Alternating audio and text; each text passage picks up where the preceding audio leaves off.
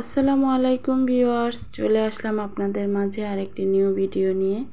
আজকে আমি আপনাদের সাথে শেয়ার করব নারকেলের দুধ দিয়ে শাপলা ডাঁটা রেসিপি। জানতে হলে দেখতে হবে সম্পূর্ণ ভিডিওটি স্কিপ না করে। চলুন দেখে নেই কীভাবে তৈরি করি মজাদার লোভনীয় এই রেসিপিটি। প্রথমে এখানে আমি একটি কড়াই বসিয়ে দিলাম চুলায়। এখন আমি শাপলা ডাঁটাগুলো দিয়ে দেব। শাপলা ডাঁটাগুলো আমি কেটে ধুয়ে পরিষ্কার করে নিয়েছি। এখন আমি 2-3 মিনিটের মতো এগুলোকে একটু ভাপ দিয়ে দেব। তো একটু নেড়ে চেড়ে উল্টে পাল্টে দিচ্ছি। 2 থেকে 3 মিনিটের মতো ভাপ দিলেই হবে। আমি এখানে কোনো পানি বা লবণ ব্যবহার করিনি। এখন আমি এগুলোকে চুলা থেকে নামিয়ে নেব। দেখতেই পাচ্ছেন কড়াইতে পরিমাণ মতো সয়াবিন তেল দিয়ে দিলাম একটা শুকনো মরিচ, আর দিয়ে দিচ্ছি পেঁয়াজ কুচি। এখন দিয়ে দেব হাফ চামচের মতো কালো জিরে। এবারে আমি পেঁয়াজটা একটু সফট করে ভেজে নেব। এখন দিয়ে দেব চিংড়ি মাছ। এখানে আমি চিংড়ি মাছগুলো কেটে ধুয়ে পরিষ্কার করে নিয়েছি। আপনারা চাইলে চিংড়ি মাছটা স্কিপ করতে পারেন, শুধু নারকেলের দুধ দিয়েও করতে পারেন। সামান্য পরিমাণে লবণ দিয়ে দিলাম। এখন আমি চিংড়ি মাছগুলো 2 থেকে 3 মিনিটের মতো পেঁয়াজের সাথে ভেজে নেব।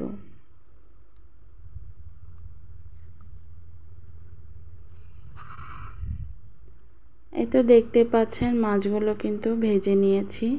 এখন দিয়ে দিব 1 টেবিল চামচ পরিমাণে আদা রসুন বাটা। যেহেতু আমি নারকেলের দুধ দিয়ে রান্নাটা করব, তাই মশলার পরিমাণটা একটু কম দেব। এতে করে নারকেলের যে একটা ফ্লেভার আছে সেটা নষ্ট হয়ে যাবে না। হাফ চামচ পরিমাণে হলুদের গুঁড়ো, হাফ চামচ মরিচের গুঁড়ো, আর দিয়ে দিলাম ধনিয়া গুঁড়ো। মশলা দেওয়া কমপ্লিট। এখন আমি মশলাটা একটু নেড়েচেড়ে মিশিয়ে নিচ্ছি। এবারে দিয়ে দিব সামান্য পরিমাণে পানি। খুব ভালোভাবে মশলা এবং মাছটা কষিয়ে নেব। দিয়ে দেব 6-7টা কাঁচামরিচ। এখন আমি আরও কিছুক্ষণ মশলাটা কষিয়ে নেব। দেখতেই পাচ্ছেন মশলাটা কষানো হয়ে গেছে। এর মধ্যে দিয়ে দেব ভাপ দিয়ে রাখা শাপলা ডাঁটাগুলো। এবারে আমি এই মশলায় শাপলা ডাঁটাগুলো ভালোভাবে কষিয়ে নেব। এই রান্নায় আমি কোনো পানি ব্যবহার করব না। তার আগে বলে রাখি, আমার ভিডিওগুলো আপনাদের ভালো লেগে থাকলে অবশ্যই আমার চ্যানেলটি সাবস্ক্রাইব করে দেবেন। পাশে থাকা বেল বাটনটি বাজিয়ে দেবেন যেন ভিডিও আপলোড করার সঙ্গে সঙ্গে সবার আগে আপনার কাছে নোটিফিকেশন পৌঁছে যায়। আমার রেসিপিগুলো ভালো লেগে থাকলে অবশ্যই লাইক, কমেন্ট, শেয়ার করে দেবেন যেন আগামী দিনগুলো আমি এগিয়ে যেতে পারি। আরও সুন্দর সুন্দর রেসিপি নিয়ে আপনাদের সামনে হাজির হতে পারি। অবশ্যই ভুল ত্রুটি হলে ক্ষমা দৃষ্টিতে দেখবেন। দেখতেই পাচ্ছেন শাপলা থেকে কিন্তু অনেকটাই পানি বের হয়েছে এবং শাপলাগুলো প্রায় সেদ্ধ হয়ে আসছে। এ পর্যায়ে আমি দিয়ে দিব নারকেলের দুধ। এখানে আমি 1 কাপ পরিমাণে নারকেলের রস বের করে নিয়েছি।